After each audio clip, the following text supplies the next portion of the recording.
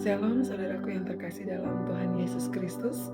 Pada saat ini kita akan masuk dalam renungan Paskah yang ke-33 tentang alasan Yesus datang untuk mati di kayu salib, atau hasrat Yesus Kristus bagi orang berdosa ketika dia mengalami penderitaan di kayu salib, yaitu untuk menjadikan salibnya sebagai dasar segala kemegahan kita.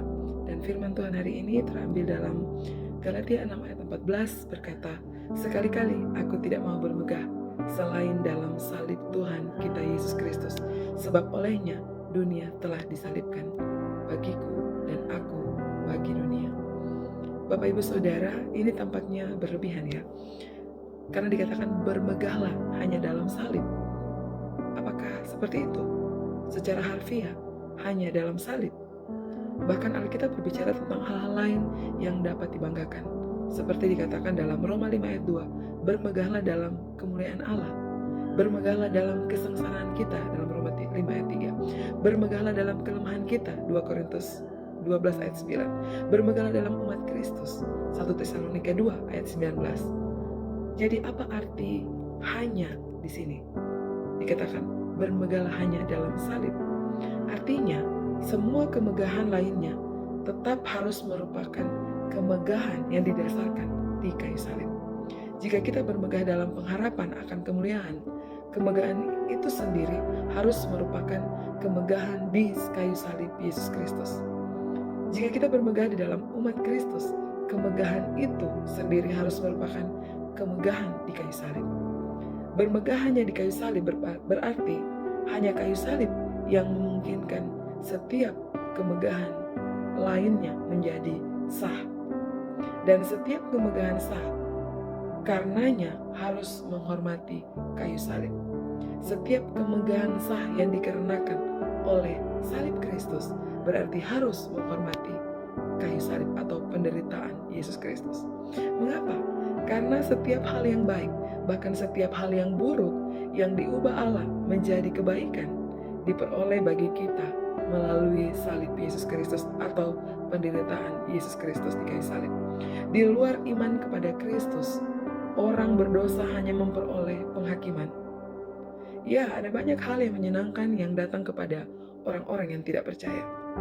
Namun, Alkitab mengajarkan bahwa berkat-berkat alamiah dalam kehidupan ini pun hanya akan menambah beratnya hukuman Allah pada akhirnya, sebab tidak diterima dengan ucapan syukur atau atas dasar penderitaan Kristus, seperti disampaikan dalam Roma 2 ayat 4-5. Oleh karena itu, segala sesuatu yang kita nikmati sebagai orang yang percaya kepada Kristus adalah karena kematiannya. Penderitaannya menyerap semua penghakiman yang seharusnya diterima oleh orang berdosa yang bersalah, dan penderitaannya telah membeli semua kebaikan yang dinikmati oleh orang berdosa yang diampuni karena penderitaan Yesus Kristus. Oleh karena itu, semua kemegahan kita dalam hal-hal ini seharusnya merupakan kemegahan dalam salib Kristus. Kita tidak berpusat pada Kristus dan kita tidak menghargai salib sebagaimana seharusnya. Itu disebabkan karena kita tidak merenungkan kebenaran bahwa segala sesuatu yang baik dan segala sesuatu yang buruk yang diubahkan Allah menjadi kebaikan karena telah dibeli oleh penderitaan Kristus. Dan bagaimana kita menjadi sangat berfokus pada salib? Bagaimana caranya? Kita harus menyadari kebenaran bahwa ketika Kristus mati di kayu salib, kita pun mati. Seperti yang telah dijelaskan dalam bab 31 sebelumnya. Ketika hal ini terjadi pada Rasul Paulus, ia berkata, "Dunia telah disalibkan bagiku, dan aku bagi dunia." Galatia 6 ayat 14. Inilah kunci untuk bermegah pada salib yang berpusat pada Kristus, yaitu dunia telah disalibkan bagiku dan aku bagi dunia. Karena Anda menaruh kepercayaan Anda kepada Kristus, daya tarik dunia yang kuat akan hancur. Karena dikatakan dunia telah disalibkan bagiku dan aku bagi dunia. Anda adalah mayat bagi dunia dan dunia adalah mayat bagi Anda. Atau dengan kata lain, Anda adalah ciptaan yang baru. Galatia 6 ayat 15. Anda yang lama sudah mati, Anda yang baru sudah hidup. Anda yang beriman kepada Kristus, dan yang menandai iman ini adalah bahwa iman ini menghargai Kristus di atas segala sesuatu di dunia. Kekuatan dunia untuk merayu cinta Anda dan saya telah mati. Mati terhadap dunia berarti bahwa setiap kesenangan yang sah di dunia menjadi bukti kasih Kristus yang dibeli dengan darah dan menjadi kesempatan untuk membegah di kayu salib. Saya ulangi, mati terhadap dunia berarti bahwa setiap kesenangan yang sah yang ada di dunia yang menjadi bukti kasih Kristus yang dibeli dengan darah dan menjadi kesempatan untuk membegah di kayu salib.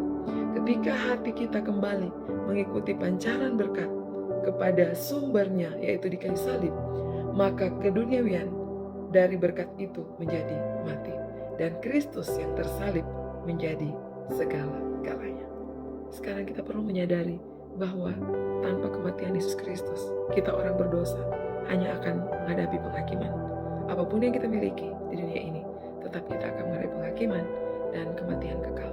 Tetapi oleh anugerah di dalam Yesus Kristus, karena Yesus Kristus, sehingga kita memperoleh anugerah keselamatan, kita memperoleh hubungan yang baik, erat kembali kepada Allah.